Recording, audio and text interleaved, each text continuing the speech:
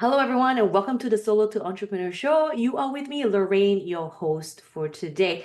Now, the whole concept of if you're new in the business, where do you start? What do you do? How do you grow your business? We are going to be talking about the whole concept of networking. And networking is networking in the sense of a business networking group. There's so many different networking groups out there, be it your local chambers or this thing where I think some of you or most of you may know, which is called BNI, the Business Network International. Today, I have with me Steve Han, who is a executive director of one of the regions in North Carolina. I almost forgot where I was there. So, welcome, Steve. Welcome. Well, thank you, Lorraine. I appreciate that. And since you've been a traveler so much, so such a short time, I can understand where am I today? So that's I great. know, right? All right. So this whole concept of BNI, right? So I was introduced it by one of my friends, and actually this guy was a guy that knew me back many, many years ago, even without us actually communicating or speaking. He followed me through my channel, as I told you, my siblings back in Malaysia are also part of the BNI group in Malaysia. So tell me or share with us. I know the story, but I want you if you could share with us your journey towards how you came about BNI and how you came about in regards to, being interested in actually joining the group. Okay, sure. I'd be happy to. So my background was now when I was a kid, I was an entrepreneur, but my wife told me I had to get a job and have a regular paycheck, and that made sense. So I became a tech guy inside a global pharmaceutical company. And so I would put systems in. I'd spend 6 months commuting to put a system in, and then 6 months someplace else. And that was great. Um, but once we started having kids, it got a little complicated. So at that point, it made more sense for me to stay in one place. Big company, they're pretty much anywhere. And so we took a look at the map, talked to the company, and we felt Raleigh area of North Carolina was a great place to come to. Research Triangle Park to be specific, which was really good. So I came there, made a lot of changes inside that company, really grew it quite a bit and was really very successful. And after about 5 years, my job went to Florida. It's fine with me. It's what you do. That's great. But my wife said, wait a second. The kids are just getting into school right now. So, and that made good sense. So, I took a severance from the company and started back over. And so what I did is I took the summer off to kind of, spend time with the family, not so much traveling for a little while, paint the house, really exciting stuff. And then I started cranking up my job search. So I went look up good at the technical stuff that I was in. I was looking for companies that were local and that have five or more people doing the job I would be doing. I found 13 of them. So if you do the math, that's like 75 people doing that right here in this area. And So that's I just just your started local, that's just your just my normal local area. research, isn't it? Exactly. It So was there was no internet at that time to do no, it was Google way before search. that. Exactly. So yeah. In fact, it was even before cell phones. It's a big that at this point people had to walk out in their driveway with those big things to make sure they got a signal. But if one date for anybody inside there, it was the IBM System 34, System 36, that technology right there. So which was still as big as a room just to run a company. So, but So how did you come across BNI? So me yeah, was that's some what I'm random leading up to. So person. yeah, Yeah. that's what I'm leading up to. So at that point, when my job went to Florida, I figured I had to do something different. So I found these 13 companies, and I just started networking. I didn't know it was networking at the time, but I started reaching out to whoever the decision maker was. I'm available. This is what I know. I'm all about it. I can help you with that kind of stuff. And I just started leaving them messages, sending them emails, touching base with them on a regular basis, right? And it took me about 5 or 6 weeks, but I wound up getting three interviews on the same day, which is my first day of interviewing. Three of them on the same day. Unfortunately, that day was September 11th, 2001. Many of you probably might remember that day. That was when the Trade Center came crashing down, and we thought it was World War III. So the first person interviewed me, but the other two people said, Steve, we're not hiring now. We got bigger things to work on. And it made sense, right? So here's Steve Han. I've gone through my entire severance package. I'm at the end. The whole world is caving in around me. I have to do something different. So I said to my wife, I'm going to have to become an entrepreneur again. So the fastest thing with the least, barrier to competition was I thought was to start a network marketing business. So I went looking for them. I'd never done it before, but I'd seen it through the years. I thought if there's something to it, I can do it. maybe 6 months, 8 months until things open up. And it was great to be back to being an entrepreneur. First, I went looking for the company that was right for me because, not everything is a fit for me. So I'm not a makeup guy, as you can imagine, but there's a lot of things I don't do. So, but I found the thing that was really a good fit for me, and it was business services primarily, but also personal services. And my second client, is a long-term friend of mine. He was a forensic psychologist in BNI. We're golfing buddies. And he said, you ought to come out to BNI, see what this is all about. I said, okay, fine. And I went and I saw it and I said, this is great. How many of these can I join? I'll join 10. I didn't get at the time you could only join one. I do now, but I didn't then. So I joined one and I worked it pretty hard. And, within about 3 years, I was number one in the company with 30,000 sales reps. Now, I'm full time. A lot of people are part time in that industry, as you can imagine, but I was all in, and BNI is what did it. So that was how it started. And then I would see the person would run the region for about a year and a half, and then they'd be gone.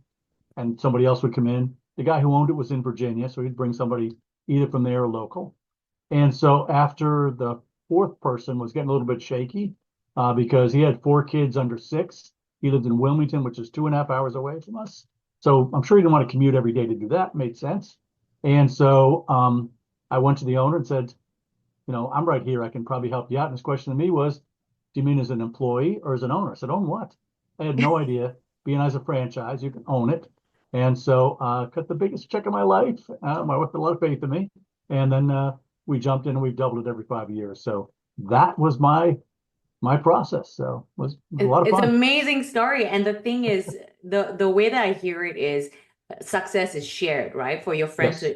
to invite you to BNI, for a Yes. random person who knew me back in the day to invite me to BNI, for Right. someone that is in the BNI world or in any networking group that invites somebody else Yes. that you may think could bring the value to the group. It starts with there sharing the success instead of being selfish in terms of no, it's hard for me to gain the success, so I'm keeping it to myself. But when I first met you and when I saw your chapters, what caught me, as I mentioned to you, was like I visited a lot of different BNIs globally, not all of Right. them, but Right. globally.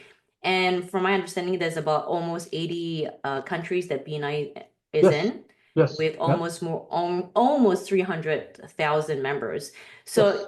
So to understand the whole concept, and when I saw your chapters, like your chapters were one of the strongest chapters that I have visited in the world. So, kudos to you. Thank But you. with that success, right? How do you see your, I would say, company or region as an owner? Sure. Sure. Yeah. There's a couple of things. We are all about collaboration, about working together, as you mentioned. And there's more business than anybody can handle. So I was thinking about it the other day. One of my guys ran a pest control company. He and his brother ran a pest control company, and really nice guys. Got to know them and liked them quite a bit. And then another pest control company joined a different chapter, and they seemed like they had a good fit for personality. You know what I mean? I just thought they would really get along. So now there's more there's more bugs around here than anybody could take care of. No one company can do it all, but especially 2 guys and one guy. They're not going to, there's plenty of business. So it made sense for them to talk to each other. But my guy was really reluctant. Why do I want to talk to another pest control? I don't know. You guys do the same thing. You use the same companies, chemicals. You talk to the same people. I'm sure there's ways you can benefit from each other. So eventually, reluctantly, they got together. And 6 weeks later, the second guy bought the first guy's business. So I mean, you just don't know how things are going to happen unless you work together. So, and it happens all the time here. I've got carpet cleaners, 4 different corners of the region, and it's not billable time for me to spend my crew driving 2 hours to your region to clean a carpet. Instead, I give the referral to you. You do it. You take care of it.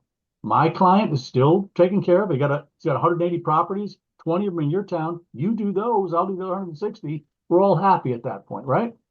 Yeah, and And and it's the same concept. Like there's so many coaches out there. Like I don't yes, want to have all the clients to of course, myself. you If it's can't somebody handle all of doesn't them. You can't exactly, if handle all of them, somebody right? doesn't Yeah. suit me, that's okay. You can go to somebody Exactly. else. Give them to the person that's right. And so here's the situation for them. And they were reluctant to, right? Don't want to give up my opportunity and things like that. But once they got past that and actually did it, Now, new technology comes out. One guy tries it, and they all know if it's good, bad, or indifferent. You run into a stain you've never seen, I can call you, and you can help me get through it, right? We're hiring from the same pool of people. If I interview somebody who's awesome, but I don't have a need right now, I can refer them to you, and that person gets taken care of with somebody who can hire them right away. So a lot of things. But here's the one thing. One guy went to a church, still does, as far as I know, with 20,000 square feet of carpet. Hmm. Too big for him to do by himself, but the four companies together can do that on a Tuesday night, Thursday night, and knock it out. It's the point where they're actually talking about hiring a business development manager to go find hotels, conference rooms, churches, and things like that. And the equipment is used twice a day, two different crews. So it's one of the things, one-on-one is always more than two if you open your mind to it. And networking is really provides that opportunity in a very, very big way. So Absolutely. So let's look in terms of success. So you mentioned about how you started selling or buying your first car at age yes, 11. yes. Yeah, I was an entrepreneur from a very, very early age. So, my grandfather was the sports editor in the town of Syracuse, New York, which is a really strong sports town. And so got I really wanted what I found at age 8 is that kids knew very little, adults knew a lot, but it was hard to get it out of them, right? To really get them to tell you what life was all about. So my solution was to start a paper route because then I'd be talking to 30 or 40 adults every single week, and I could eventually figure out what this life is all about. That was my plan, right? So I started this paper route, and the way it worked out is it came out every afternoon at 3 o'clock in the afternoon. So I'd get off the school bus a couple of stops away. There was a nice lady let me keep my bike and my paper bag at her garage. So I'd get off the bus, get the papers, go deliver them, park back at her house, and then walk back home. And I did that every day, Monday through Saturday. On Sunday, the papers come out at 3 o'clock in the morning. No big deal. I just got up and did it. And, since then, I really like that time of day. I get up at 5 o'clock every morning. It's the latest day I get up so I can enjoy that quiet time. So that was pretty much it for me. And everything was great. I was meeting the people, getting some information, having a good time. But the other kid in the neighborhood next to me could not get up at 3 o'clock in the morning. No way, no how. And so I tried to teach him all the tips that work for me, all the tricks that work for me. Nothing worked. It was impossible for him. So it's funny, we kind of did the math. You get 2 cents a day. That's what the papers cost back there, 10 cents. I paid back the newspaper system 8 and it kept 2. 2 cents a day, Monday through Saturday, 12 cents a day on Sunday. It's kind of a 50-50 split. So I let him deliver Monday through Saturday for both routes, his and mine. And I delivered the Sunday routes, both routes, his and mine. So I'm working one day a week. He's working 6 days a week, and we're splitting it. Now, you can keep the tips. I'm not talking to adults anymore. No big deal. But this was so appealing to another kid. I took a third route doing the same thing, then a fourth route, then a fifth route. By the time I got to my sixth route, I had to hire my friends. So now Wow. you can think about now, by now I'm about 10 years old, 11 years old, and my friends are the same age. They're not quiet at 3 o'clock in the morning. That was my hardest thing was get them to shut up, be quiet, and get them at delivering the paper with me. And the way that I paid them, my mom was a waitress, and so she taught me how to tip.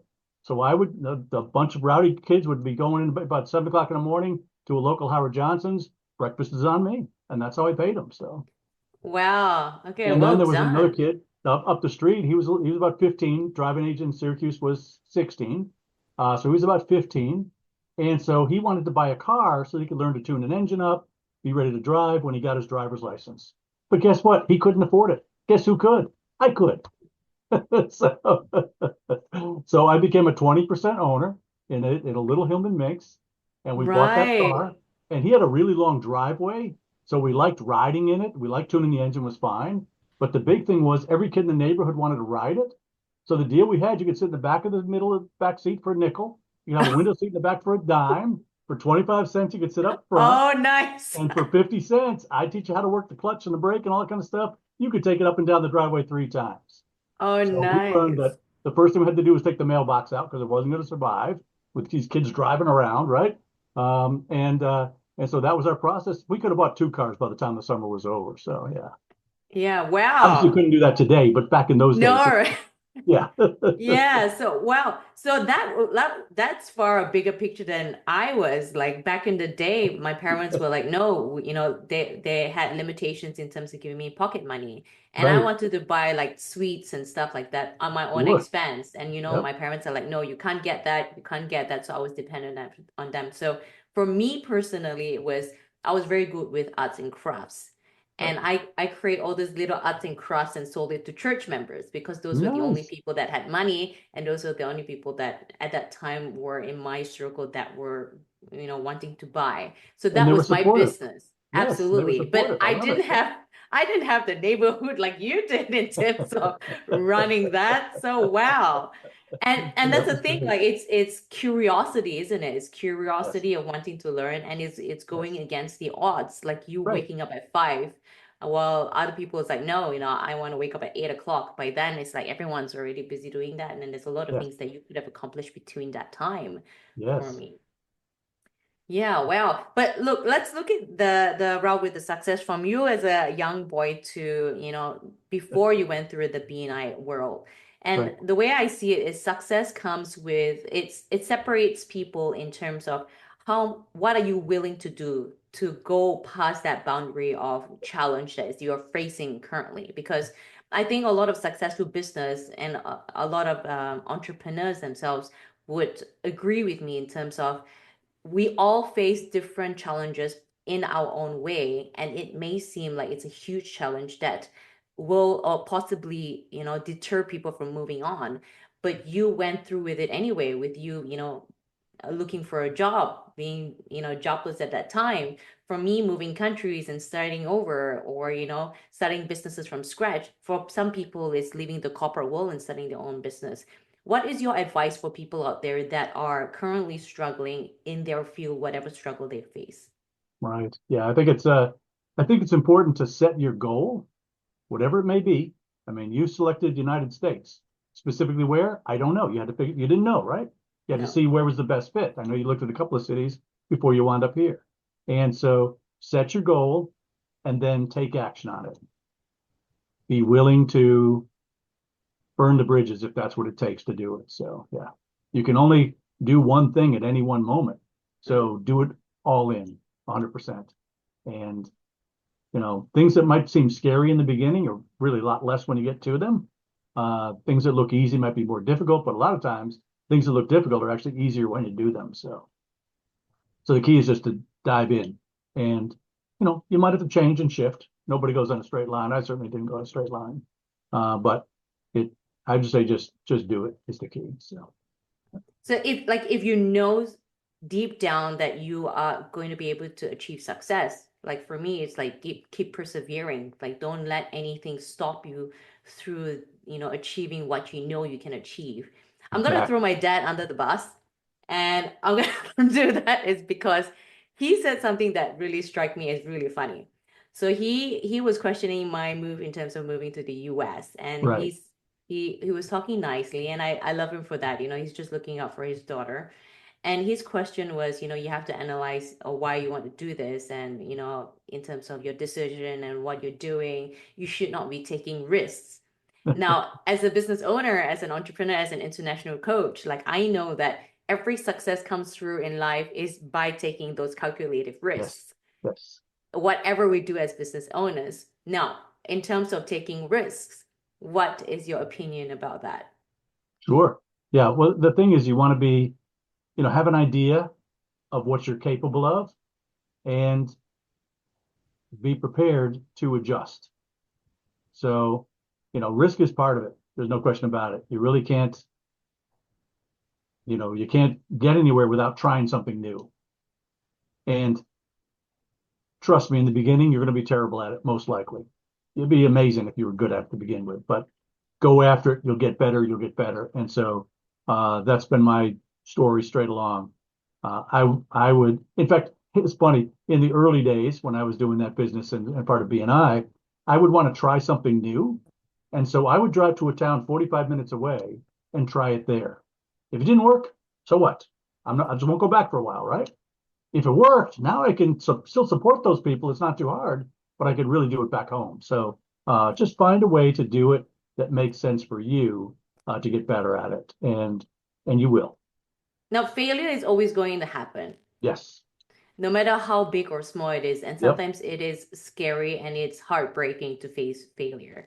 But Mhm. failure is where we can learn in terms of how we can do things differently, how we can do things better, or how we can avoid doing those things. Yes. How many failures do you think you had to go through in order to reach the success that you have? No, that depends. So I would, I'm sure I fail something every day, without a doubt, at least one or two things every day. So, but it's a question of how big they are and how painful they are. But it's part of growth as far as that goes. So, generally, what will happen when I really am good at something, if you take everybody that's doing what I'm doing, I'm in the top third, but kind of the bottom of the top third. That's pretty much where my parameter usually is. Now, sometimes I might be there ahead of people. It's a while before they catch up to me, but that's the idea. So keep doing it, keep doing it, keep doing it. It gets easier, it gets better.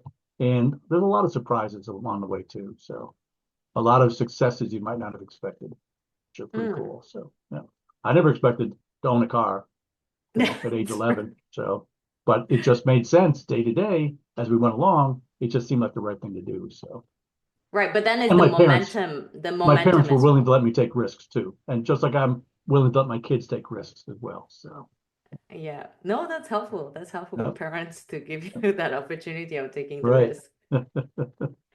I'm sure your dad didn't want you going so far away. That was the issue. So, No, so I understand from a parent's point of view where, they right, just want your kids to succeed, right? And right. the most comfortable way they can understand is currently you have, as an international educator, that was what they know, my other business of. Yes, Why are you throwing that away when you already have such a secure job? For me, it's right. more of I can reach a bigger heights than this. I wanted to Yes, be challenged more. That's for myself. And exactly. if I truly believe that's gonna happen, that's the route I was gonna take. And I wasn't gonna let anyone control that anymore because, Right. I can clearly see that in my front view. So Yep. that's the Right. same way where I coach people where you don't allow people to tell you no. And that's the thing with my career. It's like everyone says no, no, no, no, no, no. Right. And it Right. used to frustrate me so much. It's like, why do you say no when there has to be a way of how you can make things better? There has to be a way Exactly. on how you can make things bigger. And that was always me, like someone that always wants to go and challenge Yes. the world in terms of creating something better and bigger. But Right. with BNI, right? Let's go back to BNI. And there's Sure. so many different networking groups, right, out there. Mhm. Yeah. And not, every one of them has its own perks, and every one of them is amazing in a sense. And some people may feel more comfortable in this group, and some people may Yes. be in a different group. And that's okay. You make it Right. work. Right. Now, what will your advice be with BNI members globally? Because I know there are going to be BNI members that are watching this from whichever part of the world they are at. What are your advice to BNI members, whether or not they are new or young in their chapter? Okay. Yeah. I think I would kind of go back to the story of talking to those parents, talking to those adults or whatever. So I talk to the people that know what they're doing inside there. I find the experts in the chapter and find out what worked for them. Also, the better you can really define your marketplace, the better you can define who your ideal customer is, the easier it is for the other people to find them. And so I would want to make it as easy as possible. So we had a guy that did a disaster restoration, if you're familiar with that. So when there's been a fire in the house or a flood in the house or something like that. And brilliant guy. He was a minister in his church. He was in the military before he joined this business and started doing that.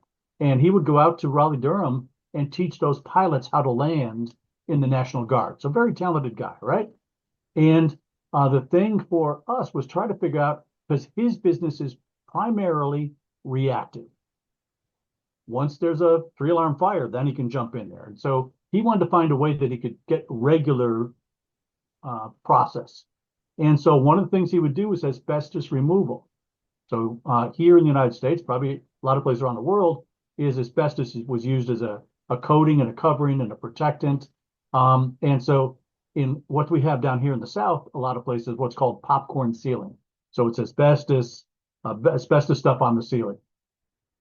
And so he would take that down and did a great job. Always kept the room looking great, that kind of stuff.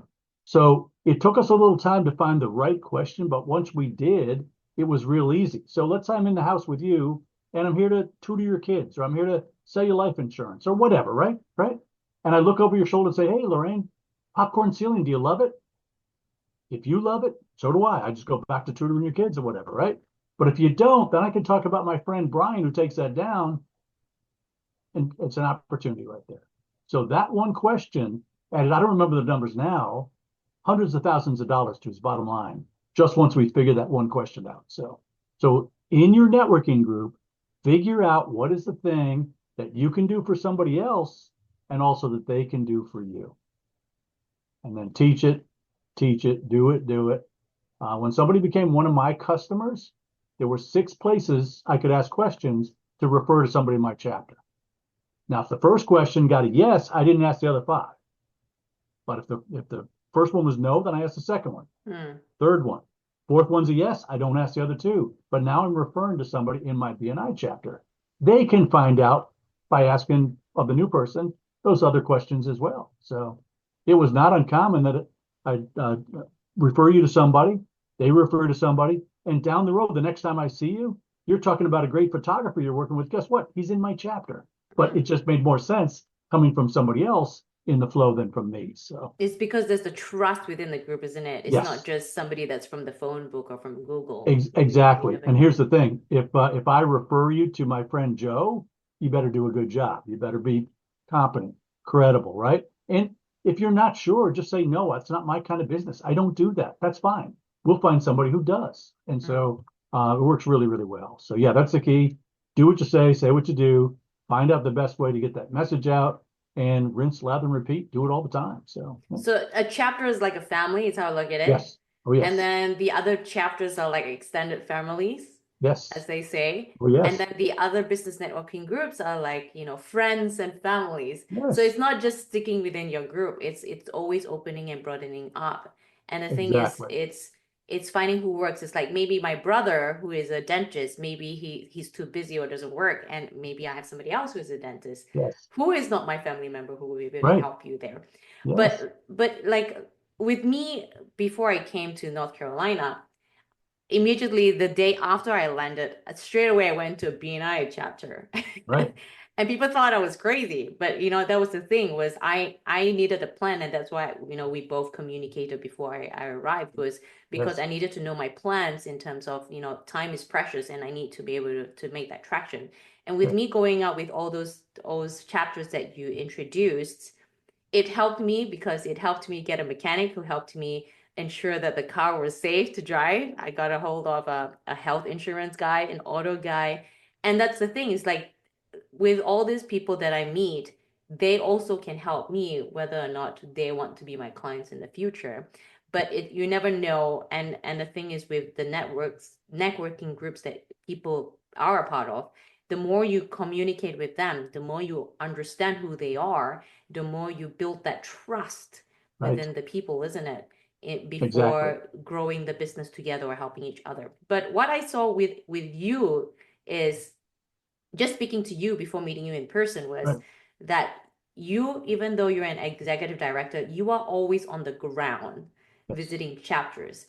And the thing is, with you visiting chapters, it wasn't just communicating with all members. You were communicating with new members. You were communicating with visitors. And that was what stood out with me. Even though you hold that high title, you still do that groundwork in terms of understanding your members and prospects. What is your view towards why you do that?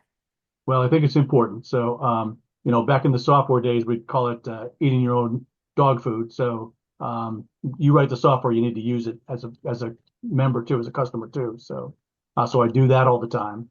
I get about 25 people working for me, and so there's a lot more of me floating around than there is just me myself. But I still visit 3 to 4 chapters a week on a typical basis, so I can really find out what's happening with you personally, with you and the person in your chapter, right? Because it's really always a 360-degree thing. Your relationship with somebody's different. Just because of that profession doesn't mean it's you as a person as well. That's all part of it. So that's the key. So I really, to me, that's really, really important. Like I said, I want to help every member. My goal is to help every member make more money than can spend. That's what gets me up in the morning. So just help you be as successful as possible. And I really think this is the system to do it. So Amazing. No, you've Yes. done really good job with what you Thank have you. done so Thank far. you. It's been Yes. amazing, and your Yeah. advice as well. So Thank thank you, you. Steve, for being here. If Thank you. anyone out there is interested in the whole world of business networking, check out your Yeah. local BNI group. If you are in the area and want more insights, by all means, you are more than welcome to speak to me about it because I do have connections with other BNI groups in different parts of the globe. And if you're in the region, in the Triangle region of North Carolina, please Yes. do get in touch with Steve Hans. Of course, he's more than delighted to help you out if you are moving here with me. So, Absolutely. other than that, thank you, everyone. If you do enjoy this episode, please like, subscribe, and share this episode. And we'll be looking forward for the next time for our next episode. So, until then, stay tuned. Thank you, Lorraine.